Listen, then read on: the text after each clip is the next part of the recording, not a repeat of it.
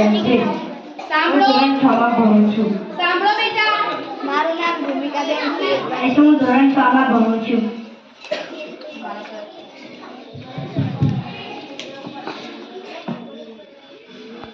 મારા પ્રોજેક્ટનું નામ પ્રવાહીઓ ઘનતા.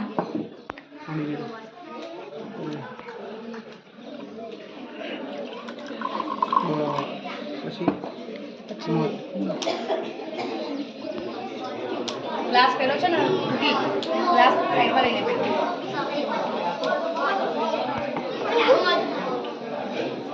શું છે આ? બોલો મધ તળિયે જશે એમ બોલો. મોર તળિયે જશે. તળિયે જશે બને છે ને લેયર બેન? 2 લેયર બને છે? 2 લેયર બને છે. એક નાખો, એક ચમચી નાખો. કે ગ્લાસ ઊંચો કરીને બતાવશે કે ગ્લાસ ઊંચો કરીને બતાવશે એમ કહીને થઈ ગયું. ગ્લાસ ઊંચો કરીને બતાવશે. ઊંચો કરીને બતાવશે તમને. તમને ગ્લાસ ઊંચો કરીને બતાવશે. બસ હજુ એક નાખું તો પરફેક્ટ થઈ ના થઈ જશે. 2 લેયર થઈ ગયું. ઓકે ચલો હવે તેલ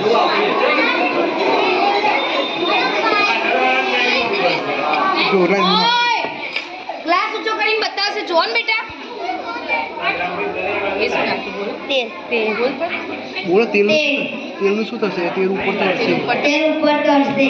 મતલબ તેલ પાણી અને મધ આ રીતે લાઈનમાં થશે, ભેગા થશે નહીં કે બોલવાની ઉન્નતિ તેલ મધ અને પાણી લાઈનમાં થશે. જે ભેગા નહીં થાય એમ જે ભેગા નહીં થાય. અલગ અલગ જ રહેશે. અલગ અલગ જ રહેશે. બસ ભાઈ. હવે દેખાય છે દેખાય 3 લેયર. દેખાય છે 3 લેયર. એ પેલું વ્હાઈટ કાગળ લે, પેલું વ્હાઈટ કાગળ લે. બે શું નાખવાનું પેલા? સ્ક્રૂ. પછી બરોબર ને? બરોબર અવાજ નહીં. લસણ ના નાખી. અલગ અલગ જગ્યાએ તરશે, અલગ અલગ જગ્યાએ તરશે. દ્રાક્ષ કહેતો દ્રાક્ષ મધ ઉપર છે ને? હા. બોલો હવે સ્ક્રૂ તળીએ છે મતલબ મધમાં, પછી દ્રાક્ષ પાણીમાં તળે છે અને ઢાંકણું તેલ ઉપર તળે છે. બોલો ઓ ભાઈ અવાજ નહીં. કોણ કે છે? ઓય આ કે કરજો. મધમાં તળે છે, દ્રાક્ષ પાણીમાં તળે છે, તેલ તેલમાં તળે છે. જોયું દેખાય છે? જો સ્ક્રૂ ક્યાં છે? નીચે છે હાવ, વચ્ચે દ્રાક્ષ છે અને ઉપર ઢાંકણું છે. તો ત્રણેય જગ્યાએ જુદું જુદું જગ્યાએ દેખાય છે ને તમને? 3 લેયર દેખાય. નીચે શેનું પડ છે? મધનું. વચ્ચે પાણીનું, ઉપર તેલ. થોડું નીચે આ ઉસાને થયું ભાઈ એ સમજાવો હવે. આ કેમ થયું?